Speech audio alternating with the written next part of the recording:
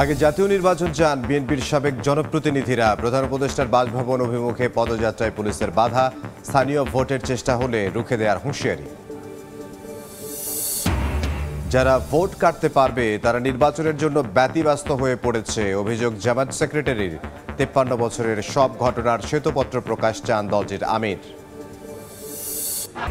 চট্টগ্রামে আমদানি পণ্যের কন্টেইনার জট, মজুত করে মূল্য বৃদ্ধির পাঁয়তারার অভিযোগ। 9 মার্চের মধ্যে ডেলিভারি না নিলে 4 গুণ মাশুল, বলছে বন্দর কর্তৃপক্ষ।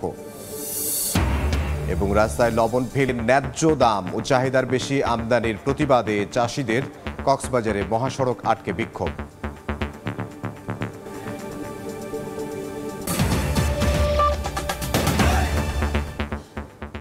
বাংলার সময় সঙ্গে আছে আমি ইমদাদুল হক। স্থানীয় সরকারের আগে জাতীয় নির্বাচনের দাবি বিএনপির সাবেক জনপ্রতিনিধিদের। সারা দেশ থেকে আসা দলটির সাবেক জনপ্রতিনিধিরা সকালে জাতীয় প্রেসক্লাবের সামনে জড়ো হন। প্রধান উপদেষ্টার কাছে স্মারকলিপি দিতে যমুনা অভিমুখে রওনা হলে হাইকোর্ট মোড়ে পুলিশের বাধার মুখে পড়েন তারা। পরে কয়েকজন প্রতিনিধি প্রধান উপদেষ্টার কার্যালয়ে যান। কারো প্ররোচনায় আগে স্থানীয় সরকার নির্বাচন দেওয়ার চেষ্টা করলে রাজপথে কঠোর কর্মসূচি দেওয়ার হুঁশিয়ারি দেন তারা। জাতীয় সংসদ নাকি স্থানীয় সরকার নির্বাচন আগে, এই বিতর্কে এবার মাঠে বিএনপির স্থানীয় সাবেক জনপ্রতিনিধিরা। স্থানীয় সরকারের আগে জাতীয় নির্বাচনের দাবিতে জাতীয় প্রেসক্লাবের সামনে জড়ো হন সারা দেশ থেকে আসা সাবেক চেয়ারম্যান, ভাইস চেয়ারম্যান, পৌর মেয়র, কাউন্সিলর ও মেম্বাররা। দাবি আদায়ে জমায়েতের একাংশ প্রধান উপদেষ্টার কাছে স্মারকলিপি দিতে রওনা হলে হাইকোর্ট মোড়ে বাধা দেয় পুলিশ। পরে কয়েকজন প্রতিনিধি প্রধান উপদেষ্টার কার্যালয়ে যান। এ সময় ঢাকা জেলা বিএনপির সভাপতি খন্দকার আবু আশফাক জানান, দেশি বিদেশি ষড়যন্ত্রের ফাঁদে পড়ছে অন্তর্বর্তী সরকার। সতর্ক ও সহযোগিতা করতেই জাতীয় নির্বাচনের দাবিতে এ স্মারকলিপি। এই স্থানীয় সরকারের নাম দিয়ে জাতীয় সরকারকে প্রশ্নবিদ্ধ করার জন্য, জাতীয় সরকার থেকে এই যে পার্লামেন্ট সরকার থেকে দূরে সরিয়ে যাওয়ার জন্য তারা এই বাহানাগুলো করছে। এই সরকার এই দেশি বিদেশি চক্রান্তের মধ্যে পড়েছে বলে আমাদের ধারণা। এদিকে ঢাকায় আসা বিএনপি মনোনীত ও সমর্থিত সাবেক জনপ্রতিনিধিরা হুঁশিয়ারি দিয়ে বলেন, কোনোভাবেই জাতীয় সংসদের আগে স্থানীয় সরকার নির্বাচন মেনে নেবে না তারা। দেশকে অস্থিতিশীল করতেই আগে স্থানীয় নির্বাচনের দাবি করছে একটি গোষ্ঠী। জাতীয় নির্বাচন ছাড়া দেশে সুষ্ঠু পরিবেশ ফিরে আসবে না, গণতন্ত্র ফিরে আসবে না। কাজেই এই সরকারের যে মূল দায়িত্বটা জাতীয় নির্বাচন দেওয়া, আমাদের বোধগম্য হচ্ছে না যে কেন আগে স্থানীয় সরকার নির্বাচন দিতে হবে। সরকারের মতলব বুঝতেছি না, আমাদের সন্দেহ হয় এটা। অন্তর্বর্তী সরকার কারো প্ররোচনায় আগে স্থানীয় সরকার নির্বাচন দেওয়ার চেষ্টা করলে রাজপথে কঠোর কর্মসূচি দেওয়ার হুঁশিয়ারি দেন সাবেক জনপ্রতিনিধিরা। কিছু কিছু দল যে দাবি করছে এটার পিছনে সুকৌশল এবং অপচেষ্টা আছে। সংসদ নির্বাচনের পরে স্থানীয় নির্বাচন হয় বরাবরই, এটা আসলে অযৌক্তিক, এটা আমরা চাই না। আওয়ামী লীগের এখানে পুনর্বাসিত যাতে হয় সেই জন্য তারা অপেক্ষা করছে। এক দফা এক দাবি, জাতীয় নির্বাচনের আগে কোনো নির্বাচন হতে দেওয়া হবে না। জামায়াত সহ কয়েকটি দল আগে স্থানীয় সরকার নির্বাচনের দাবি করলেও জাতীয় নির্বাচনের দাবি করে আসছে বিএনপি।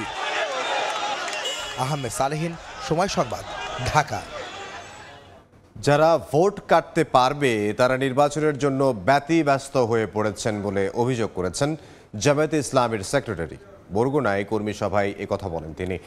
এদিকে পঞ্চগড়ে এক জনসভায় গত 53 বছরে দেশে সংঘটিত সব ঘটনার শ্বেতপত্র প্রকাশের দাবি জানান দলটির আমির। জামায়াতের জনসভা ঘিরে বুধবার সকাল থেকেই উৎসব মুখর পরিবেশ ছিল পঞ্চগড়ে। জেলার বিভিন্ন এলাকা থেকে মিছিল আর স্লোগান নিয়ে নেতাকর্মীরা জড়ো হন চিনিকল মাঠে। দুপুরে জনসভায় প্রধান অতিথির বক্তব্য রাখেন দলটির আমির ডাক্তার শফিকুর রহমান। এ সময় তিনি সরকার এবং জাতিসংঘের উদ্যোগে 1972 সাল থেকে এখন পর্যন্ত যত ঘটনা ঘটেছে তা অনুসন্ধান করে শ্বেতপত্র প্রকাশের দাবি জানান। বৈষম্যহীন রাষ্ট্র গঠন করতে ন্যায় ও ইনসাফপূর্ণ সমাজ প্রতিষ্ঠায় সবাইকে জামায়াতের পাশে থাকার আহ্বান জানান তিনি। 1972 সালের 10 জানুয়ারি থেকে 2025 সালের এই 26শে ফেব্রুয়ারি পর্যন্ত বাংলাদেশে যত ঘটনা ঘটেছে এরকম, সেইগুলো অনুসন্ধান করে তার শ্বেতপত্র বাংলাদেশের জনগণের সামনে প্রকাশ করে দেওয়া হোক। এদিকে বরগুনায় কর্মী সভায় জামায়াতের সেক্রেটারি জেনারেল মন্তব্য করেন, যারা ভোট কাটতে পারবে তারা নির্বাচনের জন্য পাগল হয়ে গেছে। আওয়ামী লীগের সরকার ও শেখ হাসিনার মতো নিষ্ঠুর কোনো শাসক জনগণ আর দেখতে চায় না বলেও মন্তব্য করেন জামায়াত সেক্রেটারি। সর্দার মোহাম্মদ আরিফ, সময় সংবাদ। গাজীপুরে আদালত প্রাঙ্গণ থেকে জামিনপ্রাপ্ত 2 আসামিকে তুলে নিয়ে গেছে দুর্বৃত্তরা। এ সময় বাধা দিতে গেলে মারধর করা হয় কয়েকজন আইনজীবীকে। দুপুরে জেলা এই মামলার এজাহারকারী বাদী কতিপয় অজ্ঞাতনামা সশস্ত্র লোক নিয়ে বিজ্ঞ আদালতে এসে এই আসামিদের উপর আক্রমণ করেন। আসামিরা বাঁচার জন্য দোতলা সিঁড়িতে আশ্রয় নেন।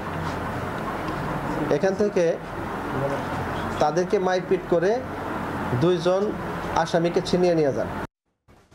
আইন নিজের হাতে তুলে না নেয়ার আহ্বান জানিয়েছেন স্বরাষ্ট্র উপদেষ্টা জাহাঙ্গীর আলম চৌধুরী। সকালে সাভার বাস স্ট্যান্ডে মিনি কোল্ড স্টোরেজ ও খামারি অ্যাপের উদ্বোধনী অনুষ্ঠানে এ আহ্বান জানান তিনি।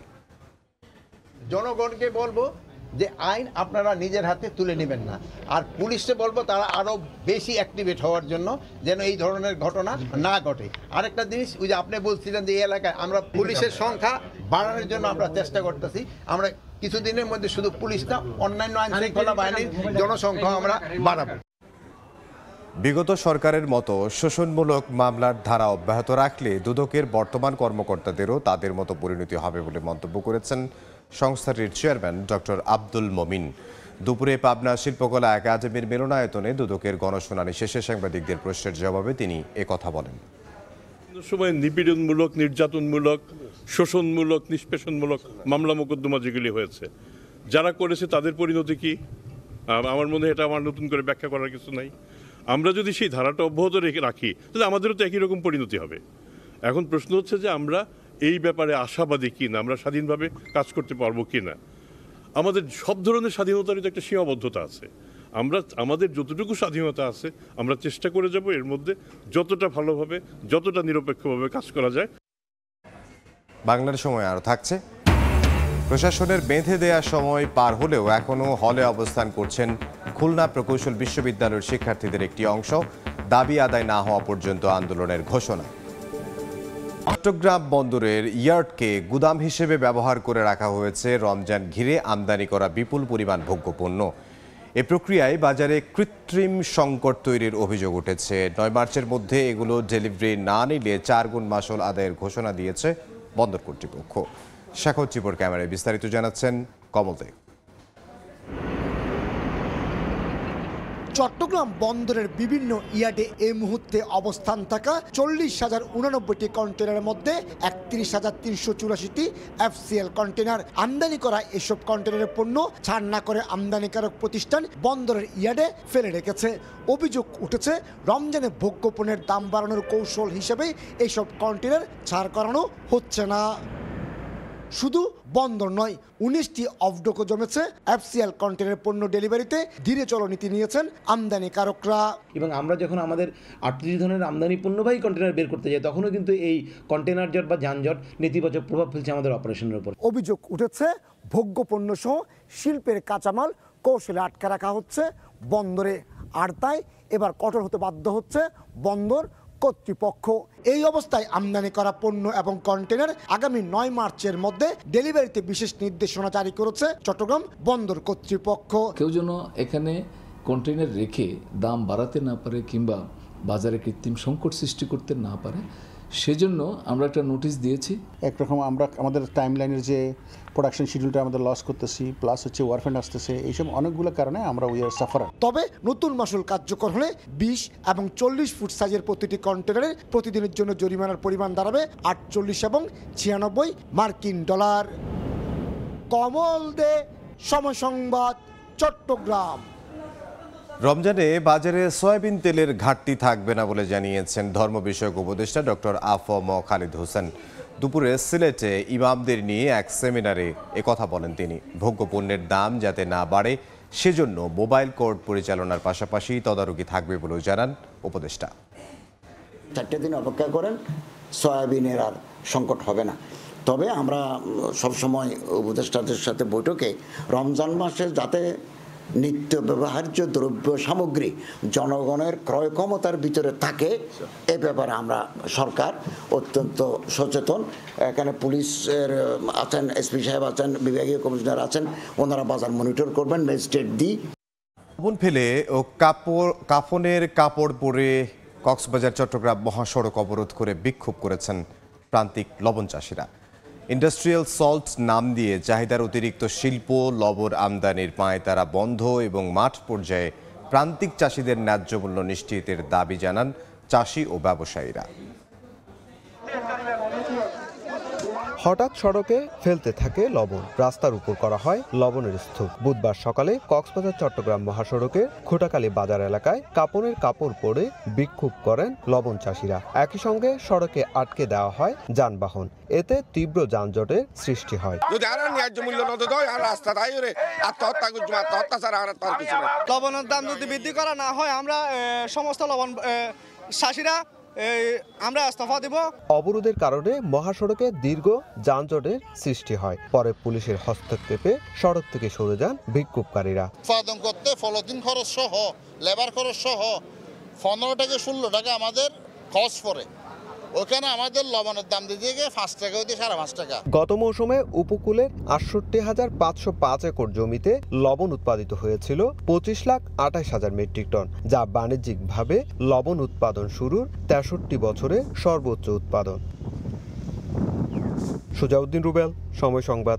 খুলনা প্রকৌশল ও প্রযুক্তি বিশ্ববিদ্যালয় প্রশাসনের বেঁধে দেওয়া সময় পার হলেও এখনও হলে অবস্থান করছেন শিক্ষার্থীদের একটি অংশ।